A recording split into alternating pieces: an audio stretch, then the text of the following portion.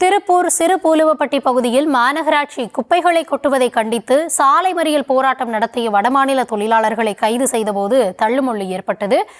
இதுகுறித்த விவரங்களோடு நம்முடைய செய்தியாளர் ஞானசேகரன் இணைந்திருக்கிறார். வணக்கம் ஞானசேகரன், என்ன நடந்தது? முழுமையான விவரம். நிச்சயமாக கடும் துர்நாற்றம் வீசுவதை அடுத்து குப்பை அகற்றக்கூடிய வடமாநில புலம்பெயர் தொழிலாளர்கள் சாலை மறியலில் திடீரென்று ஈடுபட்டனர். இதில் கைது செய்யப்பட்ட போலீசாருடன் தள்ளுமுள்ளு ஏற்பட்டதனால் சிறிது நேரம் பரபரப்பு ஏற்பட்டது. திருப்பூர் மாநகராட்சியில் சேகரமாகும் குப்பைகளை கொட்ட இடமின்றி அந்தந்த பகுதியில் குப்பைகளை குவித்து வைக்கப்பட்டுள்ளது. இதில் சிறுபுழுவுப்பட்டி சாலையில் உள்ள காலி இடத்தில் மாநகராட்சி நிர்வாகத்தால் குப்பைகள் குவித்து வைக்கப்பட்டுள்ளது. இங்கு பொதுமக்கள் குடியிருப்பு அதிகம் உள்ள இந்த பகுதியில் குப்பைகள் குவித்து வைக்கப்பட்டுள்ளதால் கடும் துர்நாற்றம் வீசி வருகின்றது. இந்நிலையில் அந்த பகுதியில் உள்ள பல்வேறு தனியார் நிறுவனங்களில் பணியாற்றும் வடமாநில தொழிலாளர்கள் கடும் துர்நாற்றம் வீசுவதாக கூறியும் குப்பைகளை அகற்றக் கோரியும் ஆண்கள் பெண்கள் உட்பட சுமார் 300க்கும் மேற்பட்டோர் திடீரென திருப்பூர் பெருமாள் நோக்கி நெடுஞ்சாலையில் அமர்ந்து சாலை மறியலில் ஈடுபட்டனர்.